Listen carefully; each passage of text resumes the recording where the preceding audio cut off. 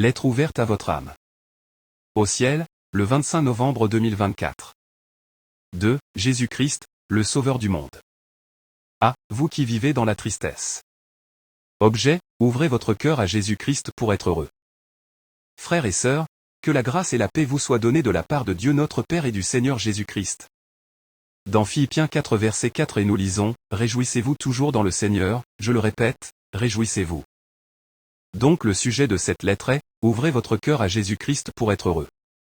Par Jésus-Christ, les fils d'Adam deviennent fils de Dieu. Celui qui sanctifie et ceux qui sont sanctifiés sont tous issus d'un seul. C'est pourquoi il n'a pas honte de les appeler frères. La vie chrétienne devrait être une vie de foi, de victoire et de joie en Dieu.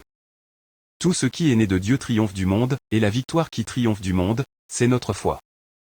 C'est à juste titre qu'un serviteur de Dieu a pu dire, « La joie de l'Éternel sera votre force. » Et Paul d'ajouter, « Réjouissez-vous toujours dans le Seigneur, je le répète, réjouissez-vous. » Soyez toujours joyeux. Priez sans cesse.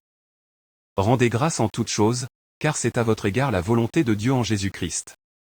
Tels sont les fruits de la conversion et de la sanctification conformes aux Écritures. La nature du véritable juste est si profondément imprégnée de l'amour de Dieu et de ses semblables qu'il accomplit de bon cœur les œuvres du Christ.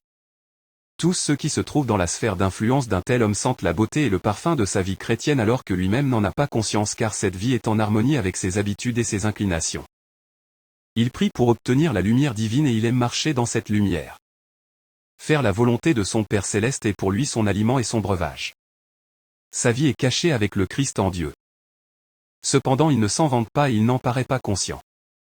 Dieu sourit aux humbles et aux petits qui suivent de près les empreintes des pas du Maître. Les anges sont attirés par eux et ils aiment s'attarder sur leur sentier.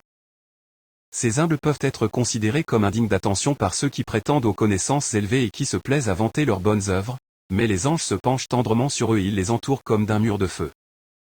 Ainsi, l'homme qui ouvre son cœur à Jésus a le privilège de devenir héritier de Dieu et co-héritier du Christ. Que le Seigneur vous bénisse abondamment. Message transmis par le biais de son serviteur pasteur Fanor Brenelus, responsable de la cellule internationale d'évangélisation en ligne, Ciel, de l'institution chrétienne El Shaddai, ICE.